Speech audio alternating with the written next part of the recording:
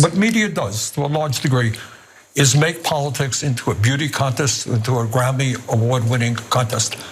You are voting for somebody on policy. Who is going to improve your life? Do you want somebody who thinks that climate change is a hoax, who takes away women's right to control their own bodies, who has appointed extremely anti-union leaders to his administration? President Biden is the Democratic nominee. Until I hear differently, I will support him. And I do believe that if he makes it clear that he is prepared to stand up for working people, take on powerful special interests, yeah, he will win the election. Okay, so people have been wondering, where are the progressives when it comes to Joe Biden following the debate? I mean, there are a lot of politicians calling for Joe Biden to step down. Only a few of them are like well-known progressives. So that is Bernie's position. He wants to focus on policy. He says, as long as he says he's the nominee, I'm behind him. So not what a lot of Bernie Sanders supporters probably wanted to hear. But bear in mind, it's sort of similar to what he said back on Sunday, saying this is not a Grammy Award contest for best singer. Biden is old. He's not as articulate as he once was. I wish he could jump up the steps of Air Force One, but he can't. What we've got to focus on is policy, whose policies have and will benefit the vast majority of people in this country. The video will continue in just a moment, but first I have a message for you. TYT needs your help. Membership is vital to survival, so please go to tyt.com/team and become a member today.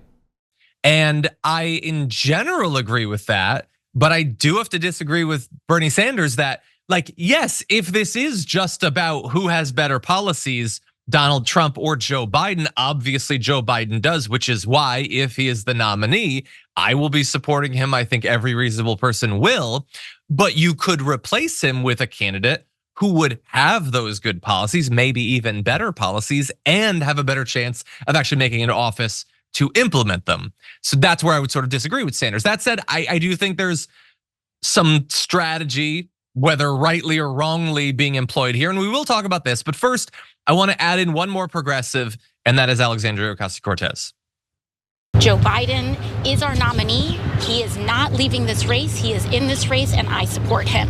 Now, what I think is critically important right now is that we focus on what it takes to win in November, because he is running against Donald Trump, who is a man with 34 felony convictions that has committed 34 felony crimes, and not a single Republican has asked for Donald Trump to not be the nominee.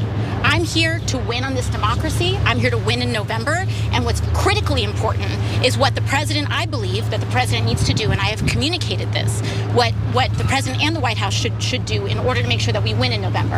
And that is making sure that we pivot and working and increasingly commit to the issues that are critically important to working people across this country. How are we going to expand Medicare? How are we going to expand Social Security? How are we going to provide relief to people's rent and mortgages? And if we can do that and continue our work on student loans, secure a ceasefire, and bring those dollars back into investing in public policy, then that's how we win in November.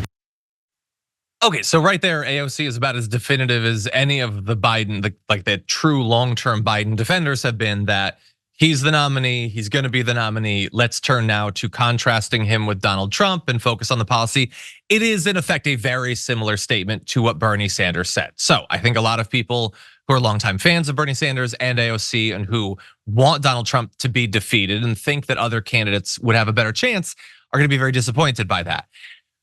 I want to try to understand why they are taking the position that they are, bearing in mind that they are not angelic beings, they are humans, and humans can be self-interested, they can be dishonest. I am more inclined to believe that what a Bernie Sanders or an AOC says reflects what they really believe than other politicians. But that said, I do not write off the possibility that they could just be being dishonest.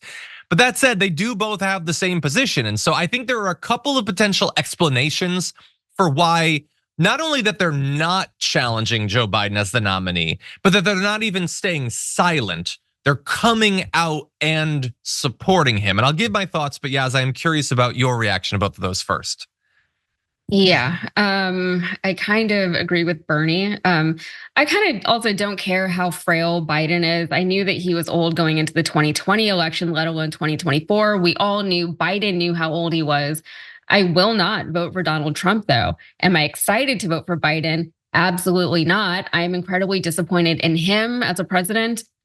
I'm incredibly disappointed in the Democratic Party, and I'm angry with them for putting all of us, this entire nation of people, into this impossible position where we now as individuals have to weigh how we feel about strategy in a democracy, democratic as in like democracy as a whole, as opposed to the Democratic Party. We have to think about strategy. We have to think about our own morals and values. We have to think about long-term strategy, right? Are we enabling this type of behavior from the parties if we just kind of bend and vote for their lesser of two evils? And their strategy of being the lesser of two evils only works now because Trump is such an unacceptable option for so many people. He is so vile. He is so crass. He is so unfit for the presidency. That is why people are in this desperate position where it's like, well, we can't possibly have that guy, so we have to have that guy. And in a sense, I do agree with AOC as well. I don't agree with her on everything, but here I think she's right.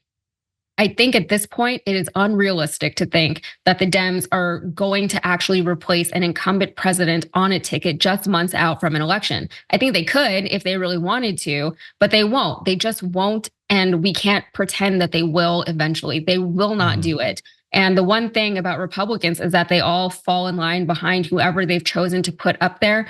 And the Democrats are going to have to accept at some point that this is the guy on the ticket.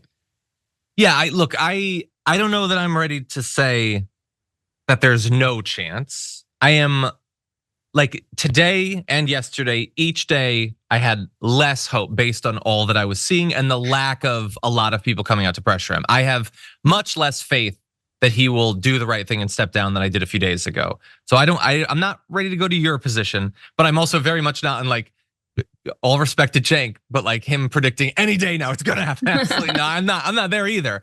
I still think there is a chance. I think it can happen. A couple things that I don't think can be the reason they're doing this is I will not accept that it's because they think he has the best chance of beating him. I just don't. They can read polls. I know that there are some people who can't or won't. AOC and Bernie Sanders know how polls work.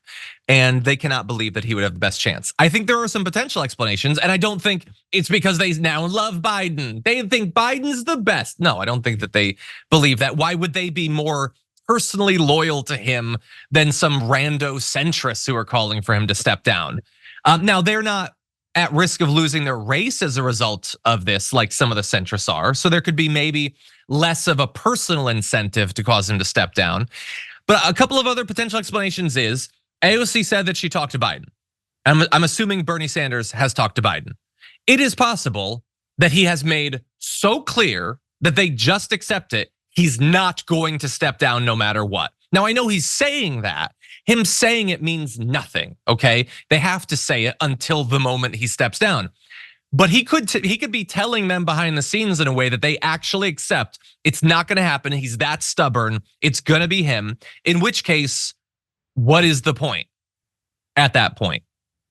That could be, I think, perhaps the explanation.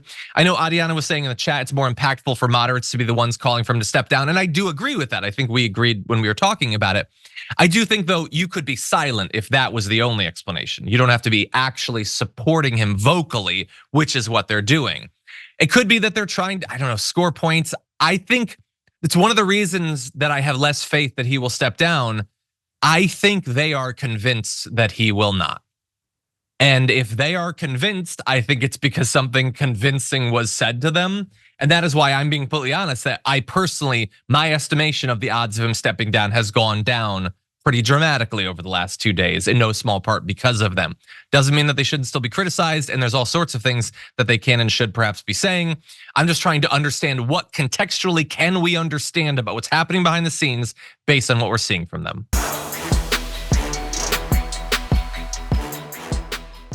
When you click the join button and become a tier 2 member, you get access to all of our weekly top 10 lists. What are you waiting for?